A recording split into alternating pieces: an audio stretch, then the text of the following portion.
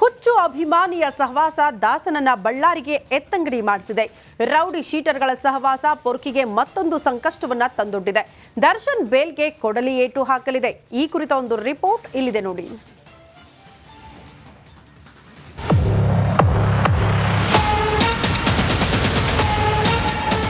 ಒಂದು ಕೈಯಲ್ಲಿ ಸಿಗರೇಟು, ಮತ್ತೊಂದು ಕೈಯಲ್ಲಿ ಕಾಫಿ ಮಗ್ಗು, ಪಕ್ಕದಲ್ಲಿ ರೌಡಿ ಶೀಟರ್ಸು, ಜೈಲಲ್ಲಿದ್ದುಕೊಂಡೇ ವಿಡಿಯೋ ಕಾಲು. ಇಷ್ಟೇ ಅಲ್ಲ, ಬೆಡ್ ಮೇಲೆ ಭೂಪತಿಯ ಫೋಟೋ.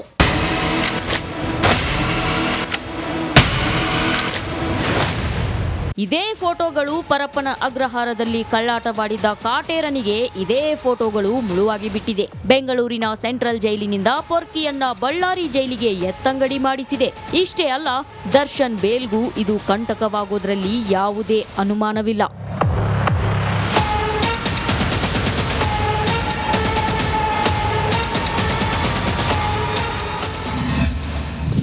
ರೌಡಿ ಶೀಟರ್ಗಳಿಂದ ದರ್ಶನ್ ಬೇಲ್ಗೆ ಕಂಟಕ. ಕಾಟೇರ ಬಿಡುಗಡೆ ಭಾಗ್ಯ ದೂರ ದೂರ ದೂರ.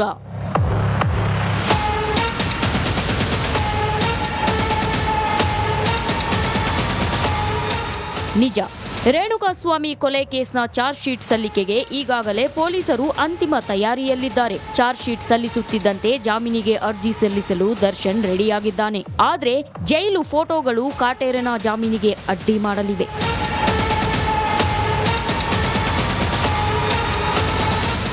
ಎಸ್, ಸಾಮಾನ್ಯವಾಗಿ ದರ್ಶನ್ ಜಾಮೀನು ಅರ್ಜಿ ಸಲ್ಲಿಸಿದಾಗ ಸರ್ಕಾರಿ ವಕೀಲರು ಆಕ್ಷೇಪಣೆ ಸಲ್ಲಿಸುತ್ತಾರೆ. ಈ ವೇಳೆ ದರ್ಶನ್ ಜೈಲಲ್ಲಿ ರೌಡಿ ಶೀಟರ್ ಜೊತೆ ಗುರುತಿಸಿಕೊಂಡಿದ್ದೇ ಪೊಲೀಸರಿಗೆ ಅಸ್ತ್ರವಾಗುತ್ತೆ. ನಟೋರಿಯಸ್ ರೌಡಿ ವಿಲ್ಸನ್ ಗಾರ್ಡನ್ ನಾಗ, ರೌಡಿ ಶೀಟರ್ ಧರ್ಮ, ಬೇಕರಿ ರಘು ಜೊತೆ ಕಾಣಿಸಿಕೊಂಡಿರೋದು ಖಾಕಿಗೆ ಬ್ರಹ್ಮಾಸ್ತ್ರವಾಗುತ್ತೆ. ಅಷ್ಟಕ್ಕೂ ಅದ್ಹೇಗೆ ಅಂತ ಹೇಳ್ತೀವಿ ಕೇಳಿ.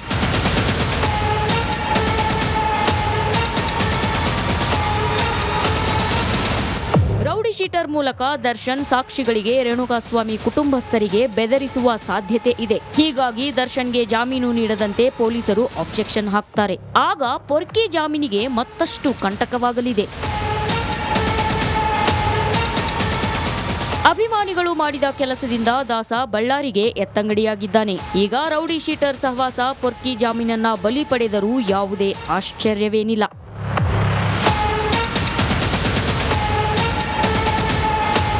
Dhruvaraj, crime bureau, Republic Kannada.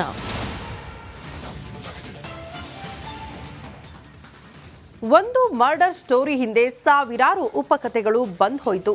Parappana ಅಗ್ರಹಾರದಿಂದ Ballari ಜೈಲಿನ ಪ್ರಸಂಗವೂ ಮುಗಿದೋಯ್ತು. ಇದೀಗ ಲಿಪ್ಸ್ಟಿಕ್ ರಾಣಿಗೆ ಇವತ್ತು ಲಕ್ ಕುಲಾಯಿಸುತ್ತಾ ಅನ್ನೋದು ಗೊತ್ತಾಗಬೇಕಾಗಿದೆ. ಈ ಕುರಿತ ಒಂದು ರಿಪೋರ್ಟ್ ಇಲ್ಲಿದೆ ನೋಡಿ.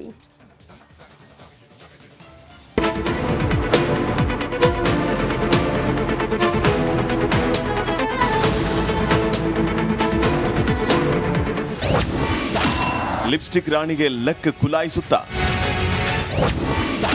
ಜೈಲಲ್ಲಿರೋ ಪವಿತ್ರಾಗೆ ಇಂದು ಬೇಲ್ ಸಿಗುತ್ತಾ? ತೆರೆ ಮೇಲೆ ದರ್ಶನ್ ಸಿನಿಮಾ 100 ಡೇಸ್ ಓಡೋದು ಸಾಮಾನ್ಯ. ಜೈಲಲ್ಲೂ 100 ಡೇಸ್ ಕಂಪ್ಲೀಟ್ ಮಾಡಿ ಮತ್ತಷ್ಟು ದಿನಗಳು ಮುನ್ನುಗ್ಗುವ ಎಲ್ಲಾ ಲಕ್ಷಣಗಳು ಕಂಡು ಬರ್ತಾ ಇದೆ. ರೇಣುಕಾಸ್ವಾಮಿ ಮರ್ಡರ್ ಸ್ಟೋರಿ ರಾಜ್ಯದಾದ್ಯಂತ ಗುಲ್ಲೆ ಬಿಸಿದ್ದು, ದಾಸನ ಬೆನ್ನೇರಿರುವ ವಕ್ರದೆಸೆ ಬಿಡದಂತಿದೆ. ಇತ್ತ ಪರಪ್ಪನ ಅಗ್ರಹಾರದಿಂದ ಬಳ್ಳಾರಿ ಜೈಲಿಗೆ ದಾಸ ಶಿಫ್ಟ್ ಆಗಿದ್ದಾರೆ. ಆದರೆ ಲಿಪ್ಸ್ಟಿಕ್ ರಾಣಿಗೆ ಇವತ್ತು ಲಕ್ ಕುಲಾಯಿಸುತ್ತಾ ಅನ್ನೋ ಚರ್ಚೆ ನಡೆದಿದೆ.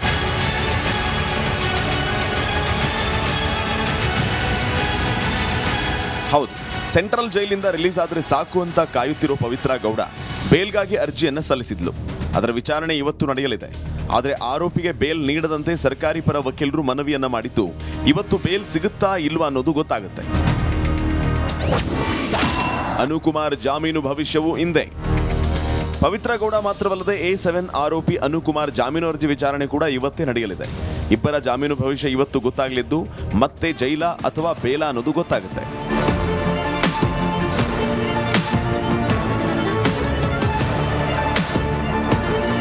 CCH 57ನೇ ನ್ಯಾಯಾಲಯದಲ್ಲಿ ಇಬ್ಬರ ಜಾಮೀನು ಭವಿಷ್ಯ ಗೊತ್ತಾಗಲಿದ್ದು, ಪವಿತ್ರ ಗೌಡ ಪರ ಟಾಮಿ ಸೆಬಾಸ್ಟಿನ್ ಹಾಗೂ ಅನುಕುಮಾರ್ ಪರ ರಾಮ್ ಸಿಂಗ್ ವಾದ ಮಾಡಲಿಕ್ಕಿದ್ದಾರೆ. ಇಂದು ಮಧ್ಯಾಹ್ನ 2:30ಕ್ಕೆ ಇಬ್ಬರ ಜಾಮೀನು ಭವಿಷ್ಯ ನಿರ್ಧಾರವಾಗಲಿದೆ. ನಾಗರಾಜ್, ರಿಪಬ್ಲಿಕ್ ಕನ್ನಡ, ಬೆಂಗಳೂರು.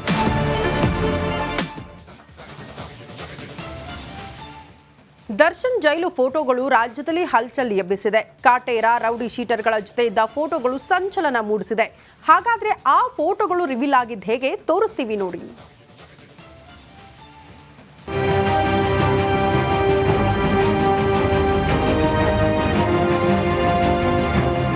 ಎರಡು ಫೋಟೋ, ಒಂದು ವಿಡಿಯೋ ಕಾಲ್ ಅಷ್ಟೇ ಪರಪ್ಪನ ಅಗ್ರಹಾರದಲ್ಲಿದ್ದ ಕಾಟೇರನಿಗೆ ಬಳ್ಳಾರಿ ಜೈಲಿನ ದರ್ಶನ ಮಾಡಿಸಿದೆ. ಪವಿತ್ರ ಪೊರ್ಕಿಯನ್ನ ದೂರ ಮಾಡಿದೆ.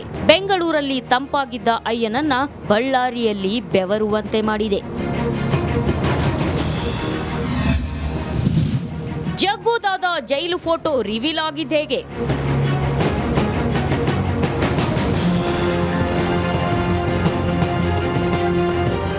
ದರ್ಶನ್ ಜೈಲಲ್ಲಿ ರೌಡಿ ಶೀಟರ್ಗಳ ಜೊತೆ ಇದ್ದ ಫೋಟೋ ರಿವೀಲ್ ಆಗೋಕೆ ಕಾರಣ ಮತ್ತದೇ ರೌಡಿ ಶೀಟರ್ಗಳೇ.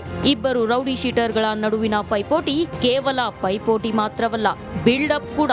ನಿಜ, ಜೈಲಲ್ಲಿ ದರ್ಶನ್ ಅನ್ನ ನೋಡಿಕೊಳ್ಳೋಕೆ ಎರಡು ಗ್ಯಾಂಗ್ಗಳು ಪೈಪೋಟಿಗೆ ಬಿದ್ದಿದ್ವು. ವಿಲ್ಸನ್ ಗಾರ್ಡನ್ ನಾಗ ಸೈಕಲ್ ರವಿ ಗ್ಯಾಂಗ್ ಜಿದ್ದಿಗೆ ಬಿದ್ದಿದ್ವು. ಜೈಲಿನಲ್ಲಿ ಇಬ್ಬರ ಜೊತೆಯೂ ಪೊರ್ಕಿ ಚೆನ್ನಾಗಿಯೇ ಇದ್ದ.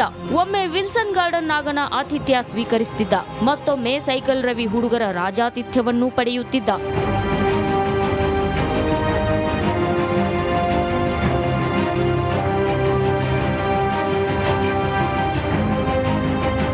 ಸೈಕಲ್ ರವಿ ಸದ್ಯ ಜೈಲಲ್ಲಿ ಇಲ್ಲದ ಕಾರಣ ಆತನ ಶಿಷ್ಯ ಬೇಕರಿ ರಘು ದರ್ಶನ್ಗೆ ರಾಜಾತಿಥ್ಯ ನೀಡುತ್ತಿದ್ದ.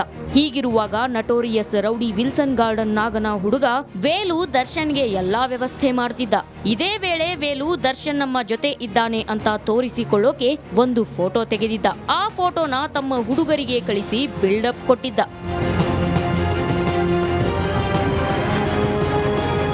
ವಿಲ್ಸನ್ ಗಾರ್ಡನ್ ನಾಗನ ಜೊತೆ ದರ್ಶನ್ ಸಿಗರೆಟ್ ಸೇದುತ್ತಿದ್ದ ಫೋಟೋ ತೆಗೆದಿದ್ದು ವೇಲು. ಅದೂ ಕೂಡ ಶೋಕಿಗಾಗಿ ತೆಗೆದಿದ್ದು, ಹುಡುಗರ ಮುಂದೆ ಬಿಲ್ಡಪ್ ಕೊಡೋಕೆ ಕ್ಲಿಕ್ಕಿಸಿದ್ದು. ಆದ್ರೆ ಮಿಕ ಆಗಿದ್ದು ಮಾತ್ರ ದಾಸ.